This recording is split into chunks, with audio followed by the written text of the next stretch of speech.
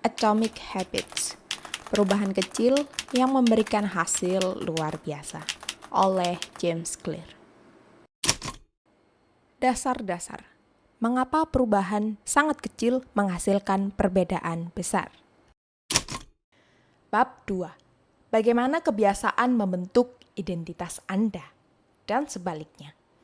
Mengapa mudah sekali mengulang kebiasaan-kebiasaan buruk dan sulit sekali membentuk kebiasaan-kebiasaan baik? Tidak banyak hal yang dapat memberikan dampak lebih dahsyat pada hidup Anda selain memperbaiki kebiasaan sehari-hari Anda.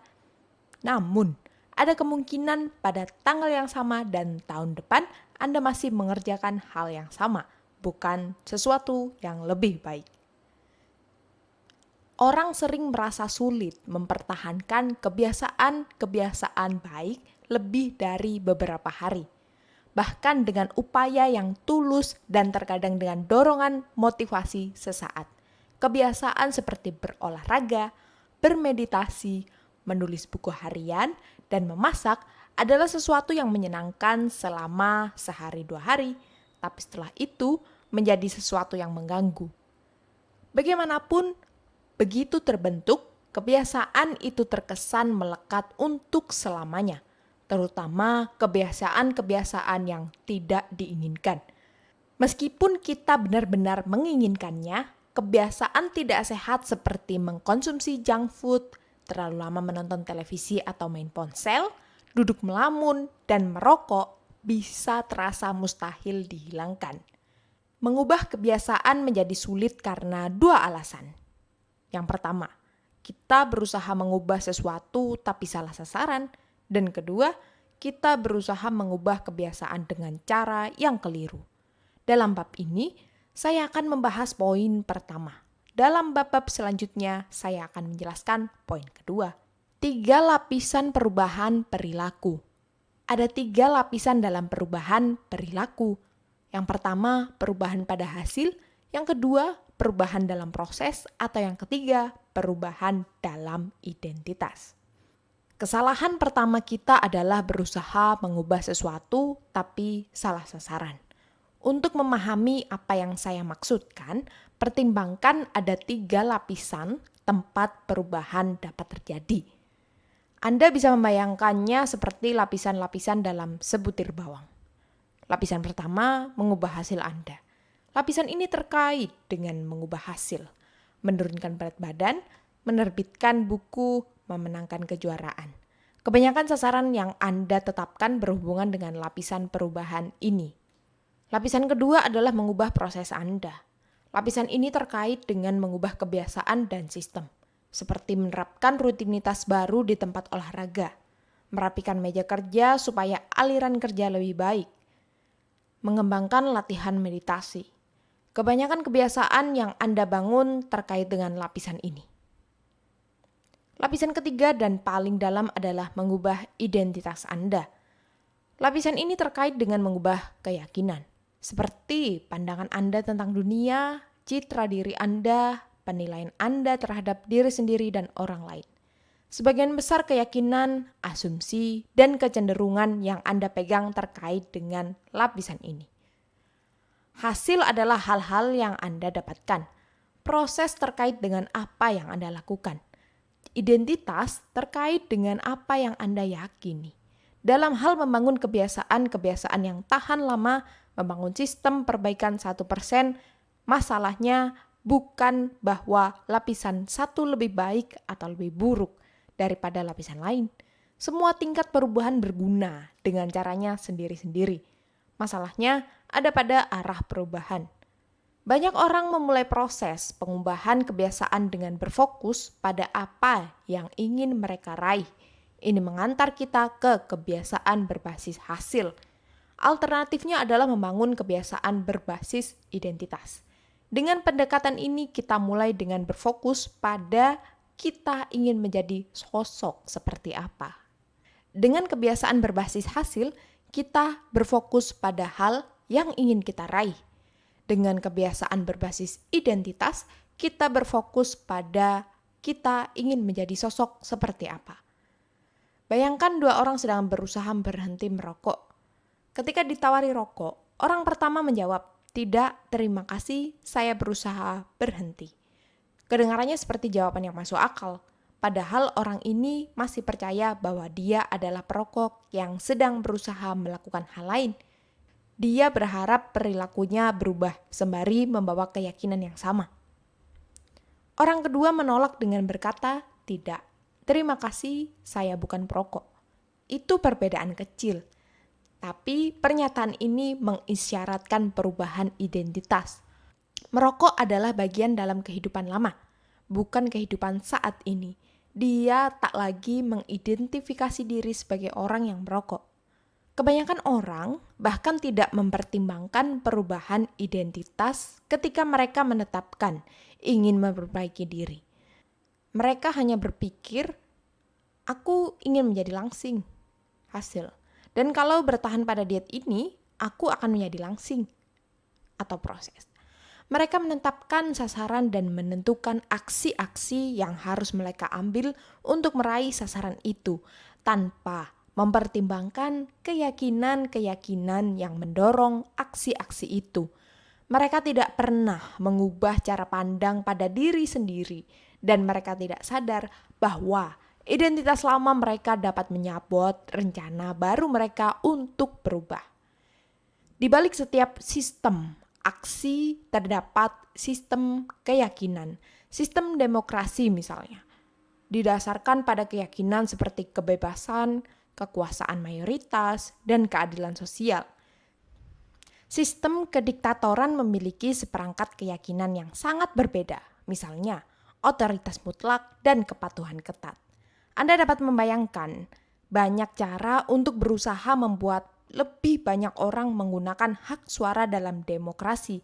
Tapi perubahan perilaku seperti itu tidak akan pernah tinggal landas dalam kediktatoran. Itu bukan identitas sistem tersebut. Pemilihan umum adalah hal yang mustahil di bawah seperangkat keyakinan tertentu. Pola serupa berlaku, entah kita bicara tentang individu, organisasi, atau masyarakat. Ada seperangkat keyakinan dan pengandaian yang membentuk sistem, identitas di balik kebiasaan-kebiasaan. Perilaku yang tidak bersesuaian dengan diri tidak akan tahan lama.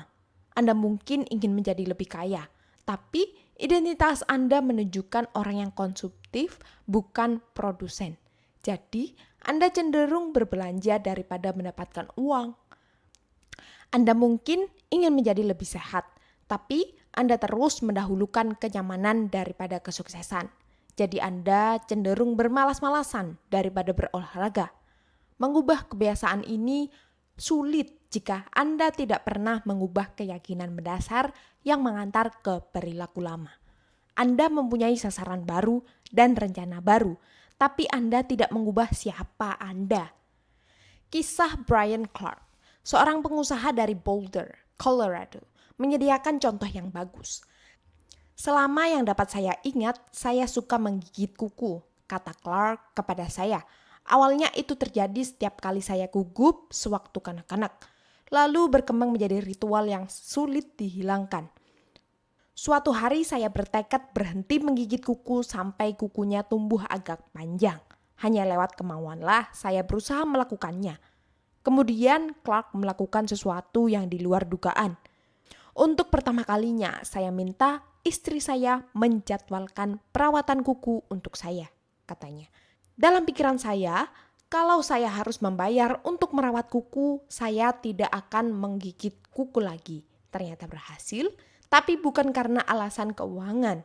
Perawatan kuku membuat jemari saya menjadi lebih rapi untuk pertama kali. Perawat kuku bahkan berkata bahwa setelah tidak digigiti, saya mempunyai kuku yang sangat sehat dan menarik.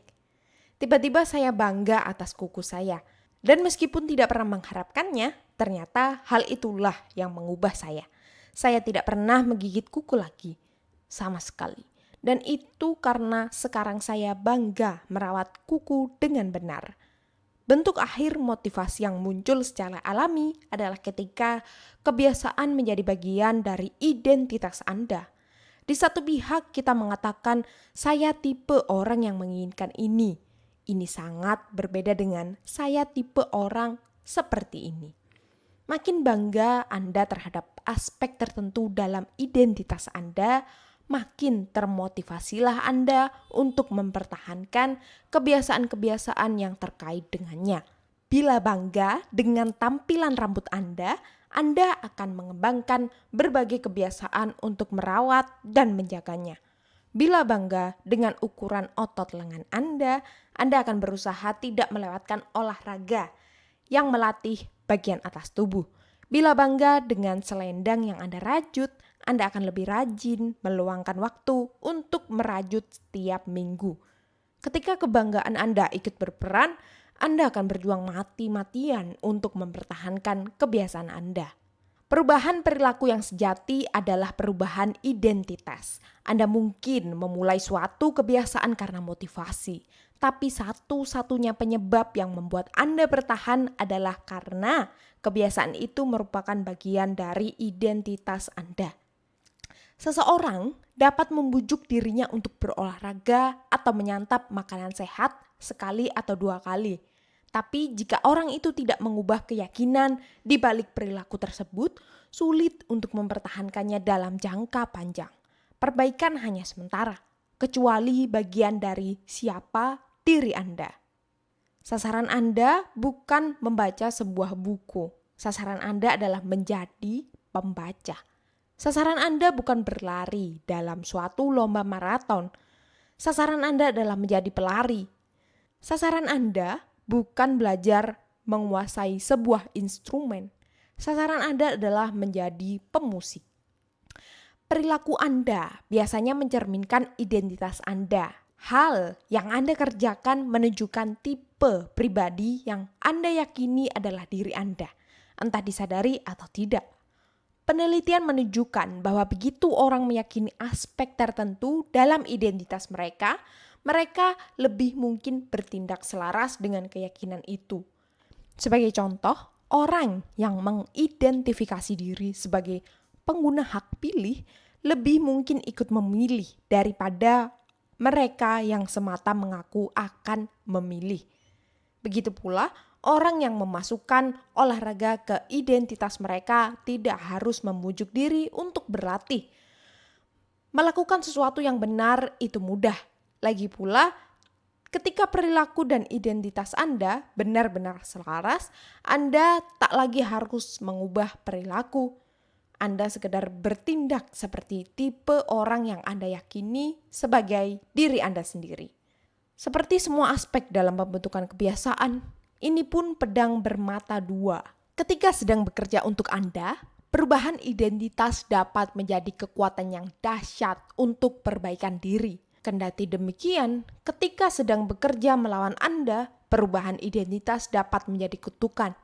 Begitu Anda mengambil suatu identitas, hal itu dapat dengan mudah membuat sikap Anda berdampak pada kemampuan Anda berubah. Banyak orang menjalani hidup seperti setengah tidur, menurut begitu saja terhadap norma-norma yang melekat dengan identitas. Saya payah ketika bicara tentang arah. Saya bukan morning person. Saya payah dalam mengingat nama orang. Saya selalu terlambat. Saya payah kalau berurusan dengan teknologi. Saya payah dalam matematika. Dan masih banyak lagi. Ketika Anda mengulang cerita kepada diri sendiri selama bertahun-tahun, mudah untuk terjerumus dalam ceruk mental ini dan menerimanya sebagai fakta. Pada waktunya, Anda mulai menolak aksi-aksi tertentu karena itu tidak sesuai dengan siapa saya. Ada tekanan internal untuk mempertahankan citra diri Anda dan perilaku tentang cara yang konsisten dengan keyakinan-keyakinan Anda. Anda menemukan segala cara agar tidak berlawanan dengan diri Anda sendiri.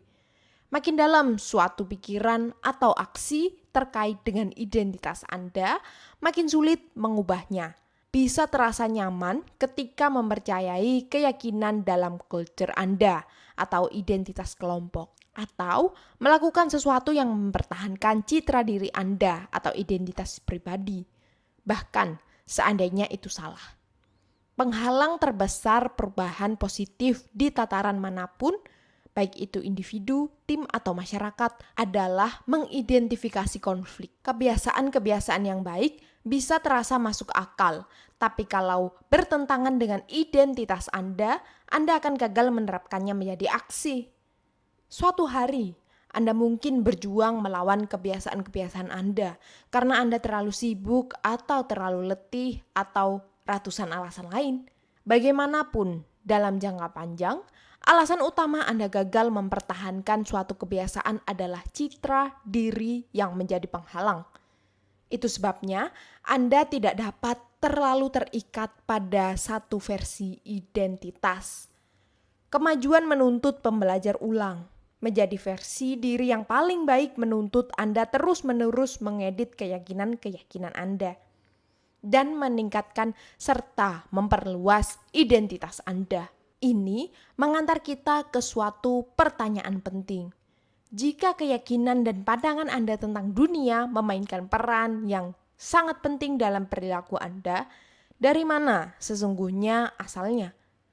Bagaimana tepatnya identitas Anda terbentuk? Dan bagaimana Anda menekankan aspek-aspek baru identitas Anda yang berguna bagi Anda dan pelan-pelan menghapus bagian-bagian yang menghambat Anda. Proses 2 langkah untuk mengubah identitas. Identitas Anda berasal dari kebiasaan Anda. Anda tidak dilahirkan dengan keyakinan bawaan. Setiap keyakinan termasuk tentang diri sendiri dipelajari dan dikondisikan melalui pengalaman. Quote note, tentu saja ada beberapa aspek dalam identitas Anda yang cenderung tidak dapat berubah sejalan dengan waktu. Misalnya, terkait dengan tubuh tinggi atau pendek. Namun, bahkan untuk kualitas-kualitas dan sifat-sifat yang lebih mapan, entah Anda memandangnya secara positif atau negatif, hal itu ditentukan oleh pengalaman dalam hidup. Lebih tepatnya, kebiasaan Anda tergantung pada bagaimana Anda mewujudkan identitas Anda. Ketika merapikan tempat tidur setiap hari, Anda mewujudkan identitas orang yang terorganisasi. Ketika menulis setiap hari, Anda mewujudkan identitas orang yang kreatif. Ketika berolahraga tiap hari, Anda mewujudkan identitas orang yang atletis. Makin sering Anda mengulang suatu perilaku, makin sering Anda memperkuat identitas yang terkait dengan perilaku itu.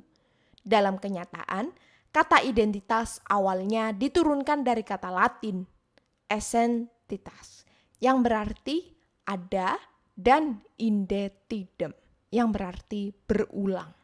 Jadi, identitas Anda secara harfiah adalah ada yang diulang. Apapun identitas Anda saat ini, Anda hanya mempercayainya karena Anda memiliki bukti tentangnya. Kalau Anda pergi ke tempat ibadah selama 20 tahun, Anda mempunyai bukti bahwa Anda religius. Jika Anda belajar biologi selama 1 jam setiap malam, Anda mempunyai bukti bahwa Anda rajin. Jika Anda pergi ke olahraga meskipun sedang turun hujan, Anda mempunyai bukti bahwa Anda berkomitmen untuk tetap bugar. Makin banyak bukti bahwa Anda memiliki suatu keyakinan, makin kuat Anda akan meyakininya. Selama sebagian besar awal masa hidup, saya tidak memandang diri sebagai penulis. Jika Anda dulu bertanya kepada salah seorang guru SMA atau dosen saya, mereka akan memberitahu Anda bahwa saya hanya penulis biasa, tanpa kelebihan khusus. Ketika memulai karir menulis, saya menerbitkan artikel baru setiap Senin dan Kamis selama beberapa tahun pertama. Ketika bukti bertambah, begitu pula identitas saya menjadi penulis.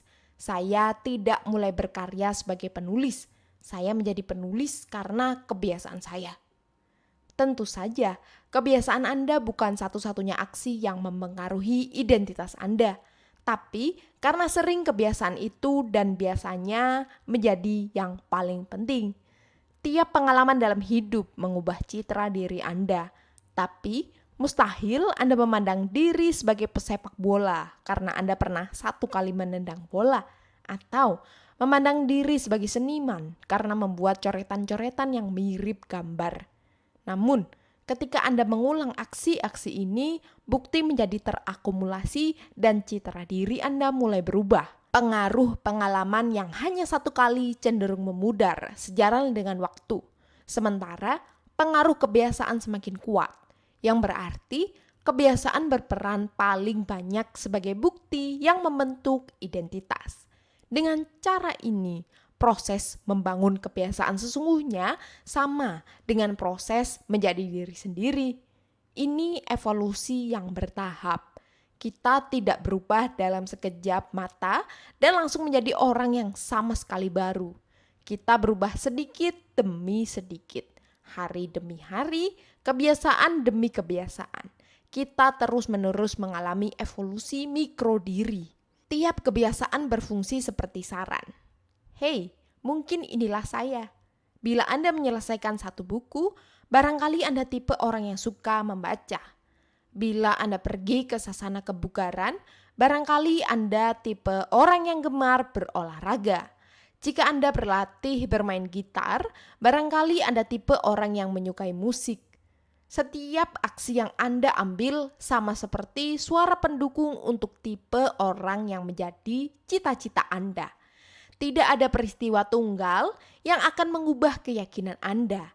Tapi ketika dukungan terbangun, begitu pula bukti untuk identitas baru Anda.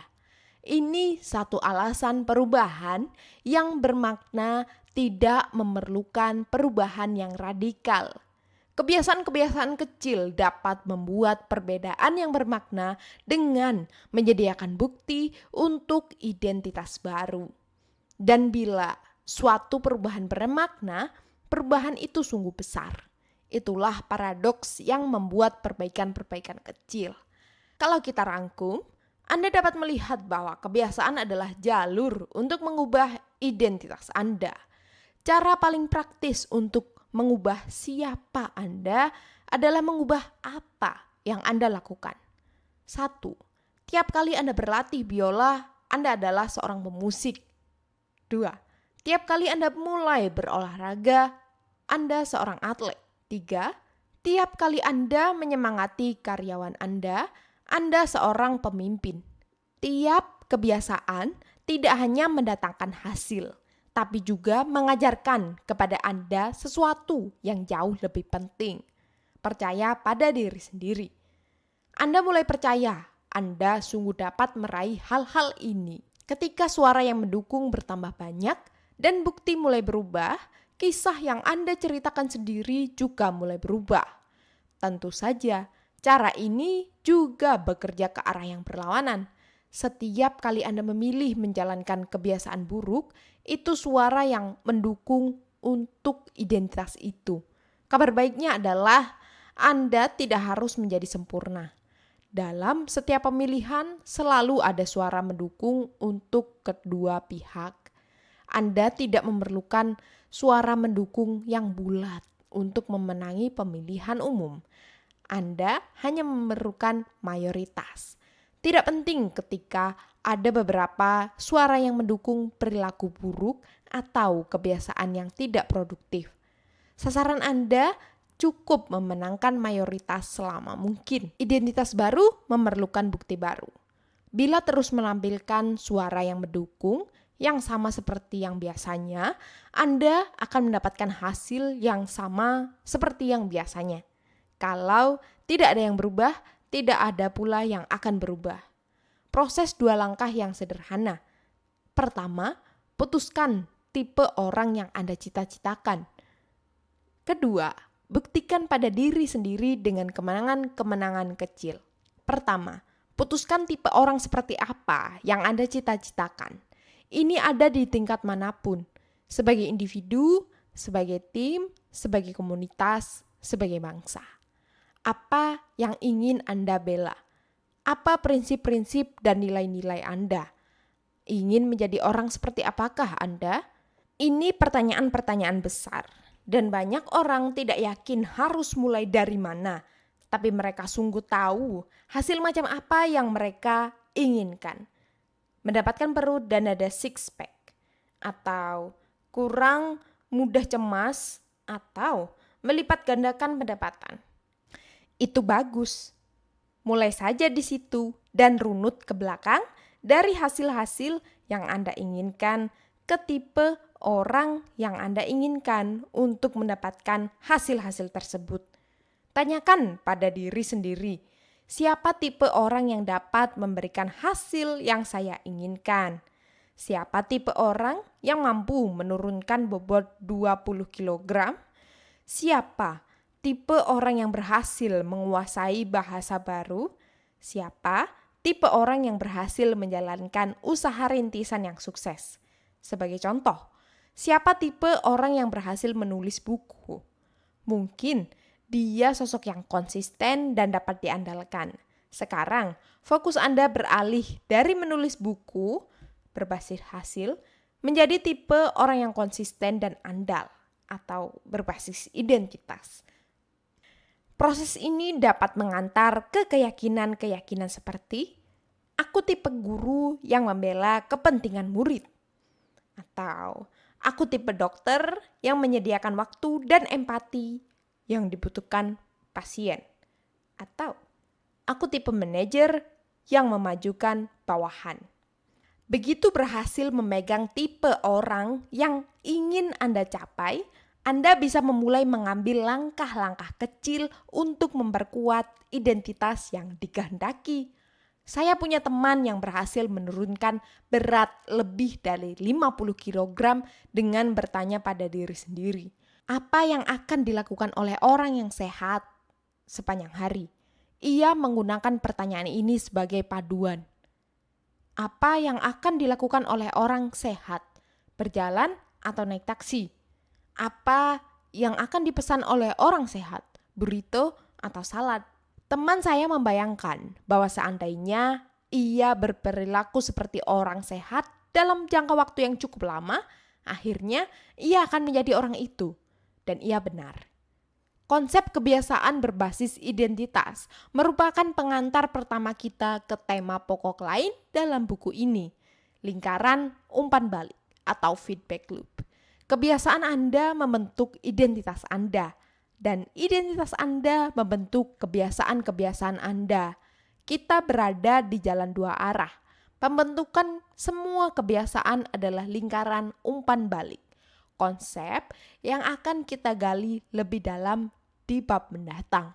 Tapi yang penting adalah membiarkan nilai-nilai, prinsip-prinsip, dan identitas Anda menggerakkan lingkaran itu, bukan hasil-hasil Anda. Yang harus selalu difokuskan adalah menjadi tipe orang, bukan hasilnya sendiri. Alasan sesungguhnya mengapa kebiasaan itu penting. Perubahan identitas adalah kiblat untuk perubahan kebiasaan. Bagian lain buku ini akan memberi Anda petunjuk selangkah demi selangkah tentang cara membangun kebiasaan yang lebih baik dalam diri sendiri, keluarga, tim, perusahaan, dan dimanapun yang Anda inginkan. Namun, pertanyaan yang sejati adalah, apakah Anda menjadi tipe orang yang Anda cita-citakan? Langkah pertama bukan apa atau bagaimana, melainkan siapa.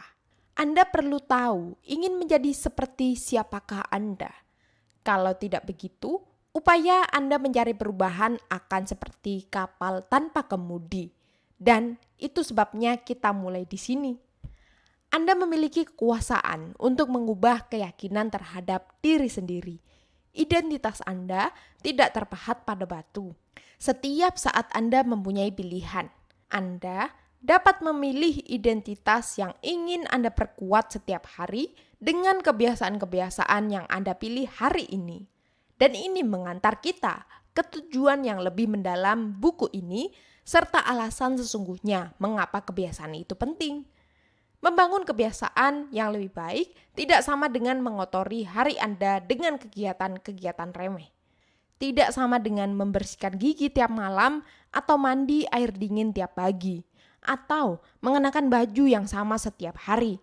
Tidak sama dengan membuat upaya-upaya eksternal yang sukses, seperti mencari lebih banyak uang, menurunkan berat badan, atau mengurangi stres.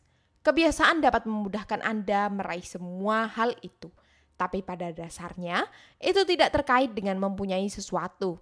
Kebiasaan terkait dengan menjadi seseorang. Akhirnya, kebiasaan Anda penting karena memudahkan Anda menjadi tipe orang yang Anda inginkan. Kebiasaan menjadi saluran yang memungkinkan Anda mengembangkan keyakinan terdalam tentang diri sendiri. Secara harfiah, Anda menjadi kebiasaan Anda. Ringkasan bab. 1. Ada tingkat perubahan. Perubahan hasil, perubahan proses, dan perubahan identitas. 2. Cara paling efektif untuk mengubah kebiasaan Anda adalah berfokus bukan pada apa yang ingin Anda capai, melainkan tipe orang yang Anda inginkan. 3. Identitas Anda muncul dari kebiasaan-kebiasaan Anda. Setiap aksi sama seperti suara dukungan untuk tipe orang yang Anda inginkan. 4. Menjadi versi terbaik diri Anda menuntut Anda terus-menerus mengedit keyakinan-keyakinan Anda dan meningkatkan serta memperluas identitas Anda. 5. Alasan utama kebiasaan itu penting bukan karena memberi Anda hasil-hasil yang lebih baik, meskipun bisa, tetapi karena kebiasaan dapat mengubah keyakinan tentang diri sendiri.